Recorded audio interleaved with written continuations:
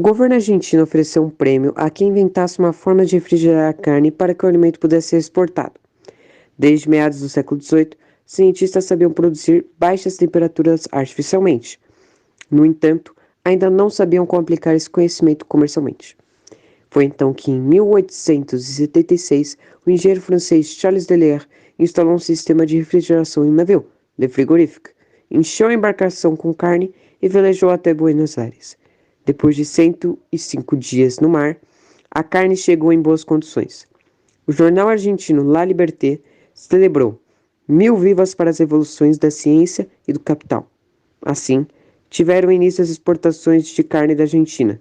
Em 1902, haviam 460 navios refrigerados navegando pelos mares do planeta.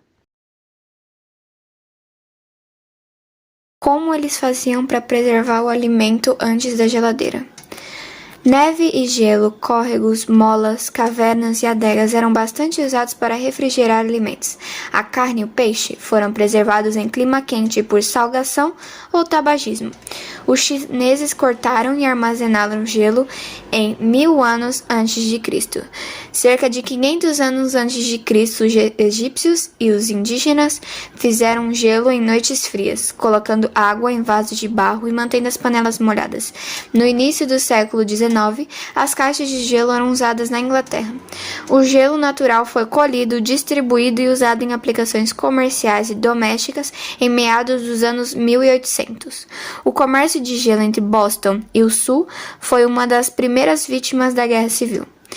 Caixas de madeira revestida com estanho ou zinco isoladas com vários materiais, incluindo cortiça, serradura e algas marinhas, foram usadas para armazenar blocos de gelo e refrigerar alimentos.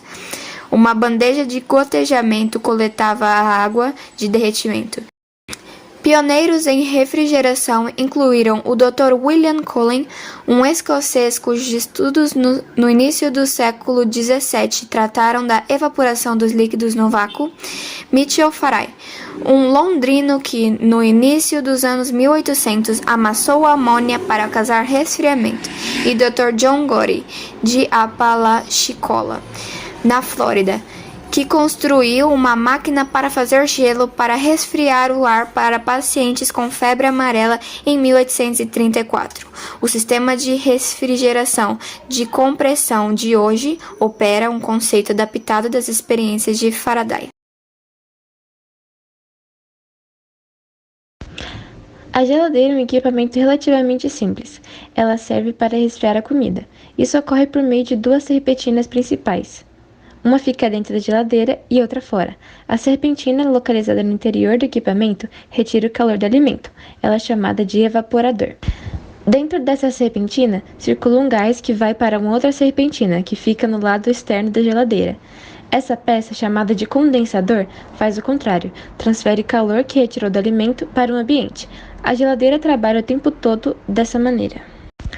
A serpentina do congelador trabalha muito fria, cerca de 18 graus negativos, para manter os alimentos congelados. Sendo assim, a umidade existente no ar acaba condensando e congelando, formando uma camada de gelo. Na geladeira tipo Frost Free, essa camada é derretida automaticamente por uma resistência que trabalha encostada na serpentina. A água que se forma nesse processo é recolhida por um ralinho e escoa por um dreno que joga o líquido em um recipiente que fica em cima do compressor da geladeira. Como o compressor trabalha em uma temperatura alta, a água evapora e vai para o ambiente. Durante todos os ciclos da geladeira, o processo é repetido. Viu quanta coisa acontece dentro e fora da sua geladeira enquanto os alimentos são resfriados? O tempo passou e a tecnologia chegou nas geladeiras. Hoje ela deixou de ser um meio apenas de conservar alimentos, mas passou a ser um elemento de contração na cozinha.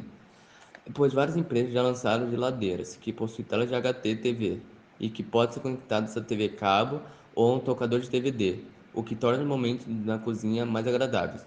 Gradativamente, sistemas de refrigeração inteligente e a tecnologia de ponta passaram a fazer parte do dia a dia dos consumidores, oferecendo diversos recursos.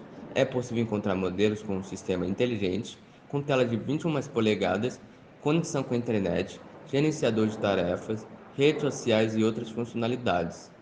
O problema é o preço. Essas geladeiras, devido à alta tecnologia, são de custo muito elevado e tê-la é um privilégio para poucos. Para quem não tem condições de comprá-la, a solução é esperar o preço abaixar para tornar acessível ao bolso.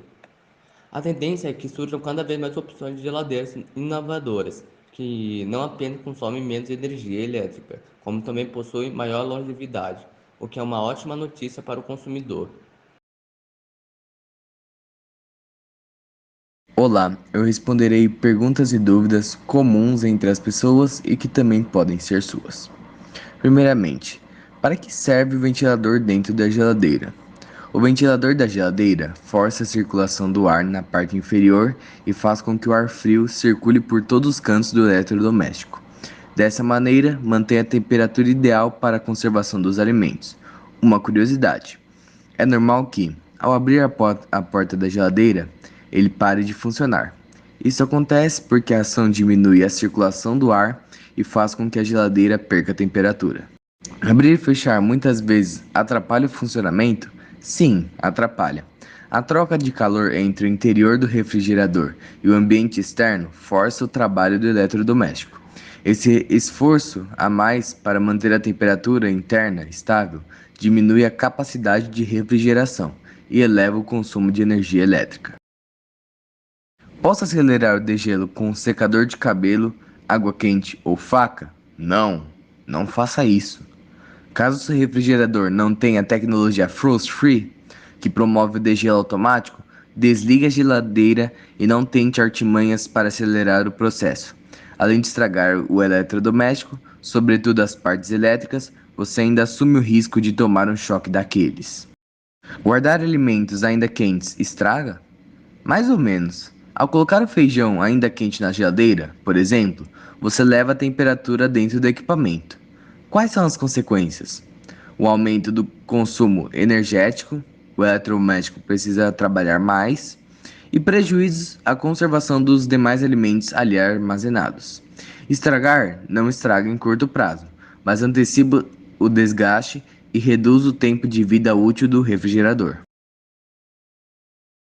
Existe lugar errado na cozinha? Sim, existe. Mantenha uma boa distância entre a geladeira e outras fontes de calor: micro-ondas, fogão, forno e luz solar. Como sua proteção externa não está adaptada para conviver com altas temperaturas, isso sobrecarrega o motor do aparelho e dificulta seu desempenho. Após desligada por um tempo, religa em seguida? Não, principalmente se for transportá-la. Aguarde cerca de 2 horas na posição padrão antes de colocar a geladeira em funcionamento novamente. Esse tempo serve para que o gás e o óleo em seu interior se assentem, sem causar transtornos ou qualquer tipo de problema na conservação dos alimentos.